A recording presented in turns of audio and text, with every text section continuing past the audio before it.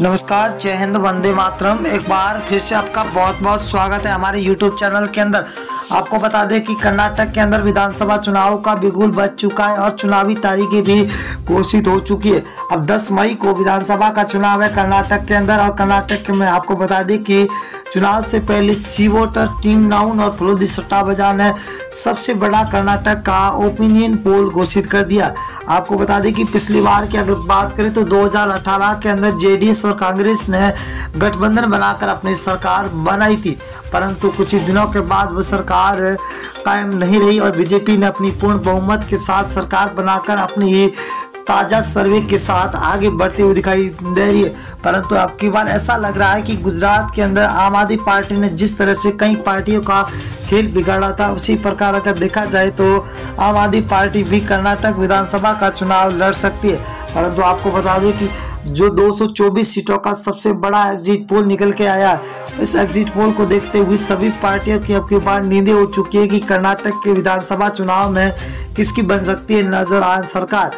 आपको बता दें कि जेडीएस अब की बार पूरी दमखम के साथ अपनी भूमिका निभा सकता है, परंतु जेडीएस और कांग्रेस के फिर से होगा गठबंधन या फिर बनेगी डबल इंजन की सरकार। हम आपके बीच में 224 सीटों का सबसे बड़ा एग्जिट पोल लेकर हाजिर हुए। हर एक सीट के बारे में बताएंगे कि अब की बार किसकी बनती हुई नजर आ रही है सरकार। 224 सीटों में से पहली सीट की अगर मैसूर जिला, जहां पर कुल 10 सीट है, 10 में से बीजेपी को 3, जेडीएस को 2, कांग्रेस को 7 सीट मिल रही है, तो अन्य को यहाँ पर 0 सीट पर मिलता हुआ दिखाई दे रहा है। अगर हम बागलकोट की बात करें तो कुल 7 सीटें, जहां बीजेपी को 2, जेडीएस को 1, कांग्रेस को 3 और अन्य के खाते में 1 सीट जाती हुई दिखाई दे रही है। बेल्लारी की बात करें, बेल्लारी जिले के अंदर 9 सीट है, 9 में से बीजेपी को 3, जेडीएस को 2, कांग्रेस को 4, यहाँ पर अन्य को 0 सीट मिलती हुई दिखाई दे रही है।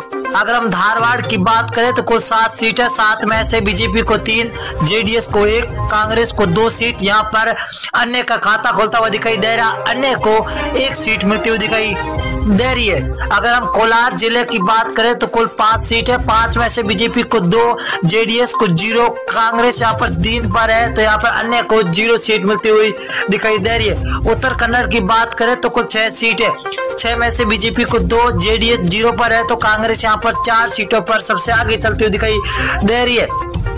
अगर हम बात करें कर्नाटक के 224 में से चित्रकूट है, जहां पर कुल 6 सीटें, बीजेपी को 2, जेडीएस को 1, कांग्रेस को यहाँ पर 3 सीटें मिलती हुई दिखाई दे रही है। यहाँ पर जेडीएस का खाता खुलता हुआ दिखाई दे रहा है। तो अगला जिला है हसन के अंदर कुल 7 सीटें, 7 में से बीजेपी को 3, जेडीएस को 1, तो कांग्रेस यहाँ पर 3 सीटों पर है, तो अन्य को खाते में 0 सीट जाती हुई दिखाई दे रही है। अगली विधानसभा है बीवीएम पश्चिमी दक्षिण, जहां पर कुल 8 सीटें हैं, 8 में से बीजेपी को 3, जेडीएस 0 पर है, तो कांग्रेस 4 सीट पर, अन्य को खाते में 1 सीट जाती हुई दिखाई दे रही है। बीवीएमपी मध्य, जहां पर कुल 8 सीटें, 8 में से बीजेपी को 2, जेडीएस को 1, कांग्रेस को 4 सीटें मिलती हुई दिखाई दे रही है। यहाँ पर बीजेपी और कांग्रेस बीच में सीधी टक्कर होती हुई दिखाई दे रही है। अगर हम रायपुर की बात करें तो कुल 7 सीटें, 7 में से बीजेपी को 1, जेडीएस को 1, यहाँ पर कांग्रेस को 5 सीटें मिलती हुई दिखाई दे रही है। कांग्रेस का पलड़ा भारी होता हुआ दिखाई दे रहा है। अगली जिले की बात करें बंगलोर हर्बन है, कुल 7 सीटें, 7 में से बीजेपी को 2, जेडीएस को 1, तो कांग्रेस के खाते में 4 सीटें जाती हुई दिखाई दे रही है, तो अन्य के खाते में 0। तुमकुर के अंदर 10 सीट है, 10 में से बीजेपी को 3, जेडीएस को 2, तो कांग्रेस यहाँ पर 6 सीटों के साथ सबसे आगे सरकार अब की बार बनती हुई दिखाई दे रही है। दामनगेरे की बात करें तो दामनगेरे के अंदर है कुल 8 सीटें, 8 में से बीजेपी को 2, जेडीएस को 2 और कांग्रेस के खाते में 4 सीटें जाती हुई दिखाई दे रही है।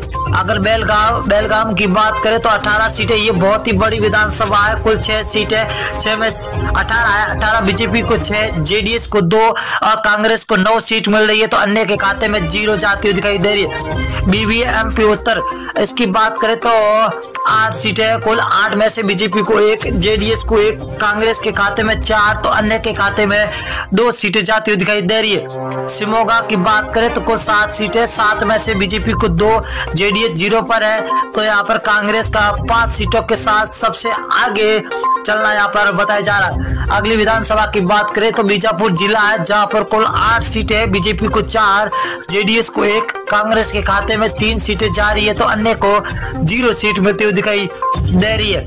अगले जिले की बात करें तो मंडुया है, मंडुया के अंदर है 7 सीटें, 7 में से बीजेपी को 1, जेडीएस को 1, बीच कांग्रेस के खाते में 5 सीटें जाती हुई दिखाई दे रही है। तो कर्नाटक के अंदर है बीजेपी और कांग्रेस के बीच में सीधी टक्कर। हावेरी की बात करें तो हावेरी जिले के अंदर कुल 6 सीटें, 6 में से बीजेपी को 1, जेडीएस को 1 तो कांग्रेस के खाते में 4 सीट जाती हुई दिखाई दे रही है। बिंदरी की बात करें तो बिंदरी के अंदर 6 सीटें, 6 में से बीजेपी को 1, जेडीएस 0 पर है तो कांग्रेस 5 सीटों के साथ सबसे आगे चलती हुई दिखाई दे रही है।